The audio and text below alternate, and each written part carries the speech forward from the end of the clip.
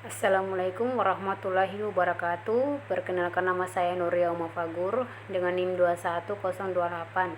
Baik, di sini saya akan menjelaskan atau mereview jurnal nasional dan internasional tentang perkembangan kepribadian sampai dengan stres dan depresi. Berikut ini saya akan mereview jurnal nasional tentang perkembangan kepribadian, yaitu judul penelitian determinan yang berhubungan dengan perkembangan kepribadian sosial pada anak usia prasekolah di Posyandu Asri 2. Dan berikut nama jurnal keperawatan nomor ISSN 2774 sampai dengan 4833 volume 1 nomor 1 tahun 2020. Berikut jenis penelitian. Metode penelitian ini bersifat deskriptif. Dan berikutnya variabel penelitian, yaitu variabel dependen yang menunjukkan pengaruh terhadap perkembangan kepribadian sosial, yaitu pemberian ASI eksklusif A sama dengan 0,00 dan status gizi pada anak A sama dengan 0,00. Berikut variabel penelitian, yaitu variabel dependen yang menunjukkan tidak ada pengaruh terdapat perkembangan kepribadian sosial pada anak usia prasekolah, yaitu pendidikan orang tua. Pertama, pendidikan ibu A sama dengan 0,60 dan pendidikan ayah A sama dengan 0,088. Tingkat ekonomi A sama dengan 0,057 dan jenis kelamin A sama dengan 0,139. Berikut sampel dan populasi, yaitu jumlah sampel sebanyak 96 responden dengan R 5%. Populasi didapatkan anak usia prasekolah yang mengalami perkembangan kepribadian sosial baik sebanyak 63 responden atau 63,6%. Dan kategori kurang baik sebanyak 33 responden atau 34,4%. Berikut hasil penelitian mengetahui pengaruh pemberian ASI eksklusif terdapat perkembangan kepribadian sosial pada anak usia prasekolah. Berikut ini saya akan mereview jurnal internasional tahun 2020 tentang perkembangan kepribadian, yaitu judul penelitian pengaruh regulasi emosi terhadap perilaku prososial anak usia dini. Berikutnya nama jurnal keperawatan nomor ISSN 2087 sampai dengan 1317 volume 11 nomor 1 tahun 2020. Berikut jenis penelitian, metode pendekatan penelitian menggunakan metode kuantitatif, dan berikutnya variabel penelitian, yaitu variabel independen, pengaruh regulasi emosi terhadap anak usia dini, dan variabel dependen, regulasi emosi berpengaruh signifikan terhadap perilaku prososial anak usia dini. Berikut sampel dan populasi, yaitu populasi dalam penelitian ini adalah tingkat di Kecamatan Sayengan Sleman yang berjumlah 1017 anak dan sampel yang digunakan sejumlah 300 anak. Pengambilan sampel menggunakan teknik stratification proporsional random sampling. Berikut hasil penelitian untuk mengetahui pengaruh pengambilan perspektif dan regulasi emosi terhadap perilaku prososial pada anak usia dini. Berikut ini saya akan mereview jurnal nasional tentang kesadaran, yaitu judul penelitian pengaruh pemberdayaan terhadap kesadaran kritis keluarga balita Stuting di Kabupaten Lombok Tengah. Nama jurnal keperawatan nomor ISSN 2546 sampai dengan 8118 volume 13 nomor 3 tahun 2021. Berikut jenis penelitian. Metode penelitian digunakan adalah metode kuantitatif, dan berikutnya variabel penelitian, yaitu variabel independen. Pemberdayaan dalam pemberian makanan balita dan anak atau disebut dengan PMBA. Berikutnya variabel dependen, kesadaran kritis yang terdiri dari 3 aspek, yaitu pengetahuan, sikap, tindakan, dan praktik atau disebut dengan PMBA. Berikut sampel dan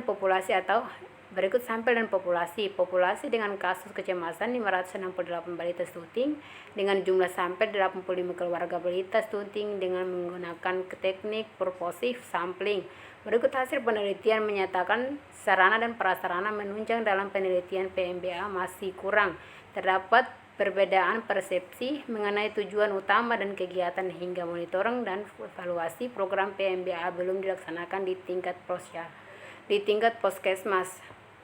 Berikut ini saya akan mereview jurnal internasional tahun 2020 tentang kesadaran, yaitu judul penelitian dampak psikologis dalam memberikan perawat dan layanan kesehatan pasien COVID-19 pada tenaga profesional kesehatan. Berikut nama jurnal kesehatan nomor ISSN 2083 sampai dengan 0840 volume 12 nomor 1 tahun 2020. Berikut jenis penelitian, metode yang bersifat kualitatif. Berikutnya variabel penelitian, yaitu variabel independen. Petugas kesehatan mengalami kesulitan mempertahankan kondisi kesehatan fisik dan mental yang berisiko mengalami gangguan psikologis seperti depresi, kecemasan, dan stres berat. dan kelelahan. Berikut variabel dependen, yaitu faktor risiko lain yang didefinisikan adalah perasaan tidak didukung, kekhawatiran tentang kesehatan pribadi, takut membawa infeksi dan menularkan kepada anggota keluarga atau orang lain. Berikut sampel dan populasi. Dari populasi adalah pembawa COVID yang sehat dan virus bertanggung jawab atas sekitar 5% atau 10% infeksi pernapasan akut.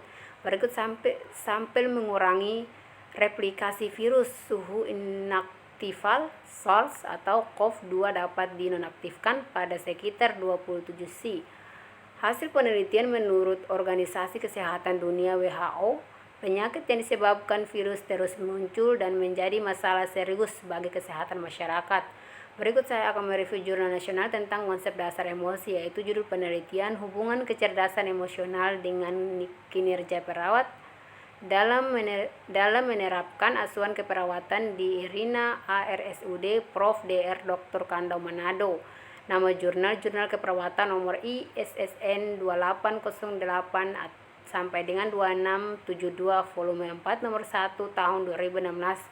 Berikut jenis penelitian. Metode menggunakan desain pendekatan penelitian survei seksional dengan kuantitatif. Berikutnya variabel penelitian, yaitu variabel independen.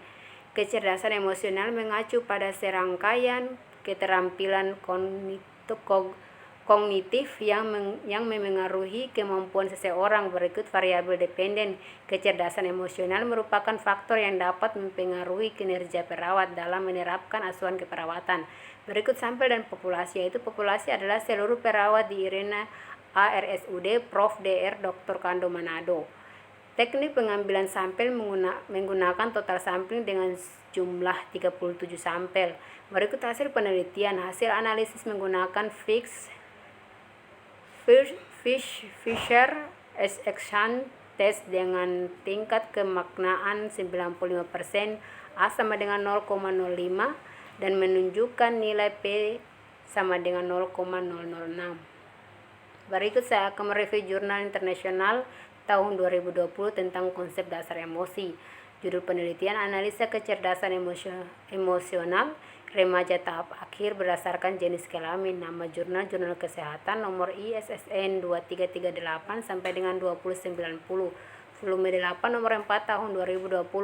Berikut jenis penelitian. Metode penelitian ini merupakan kuantitatif. Berikutnya variabel penelitian, yaitu variabel dependen, di mana kondisi emosi pada masa remaja dapat berpengaruh terhadap terbentuknya perilaku yang positif atau negatif.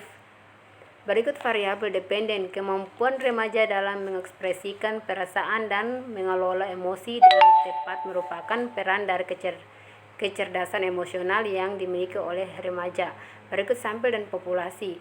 Populasi sejumlah 364 mahasiswa dan selanjutnya dipilih sampai sebanyak 191 responden yang dipilih dengan menggunakan metode simple random sampling.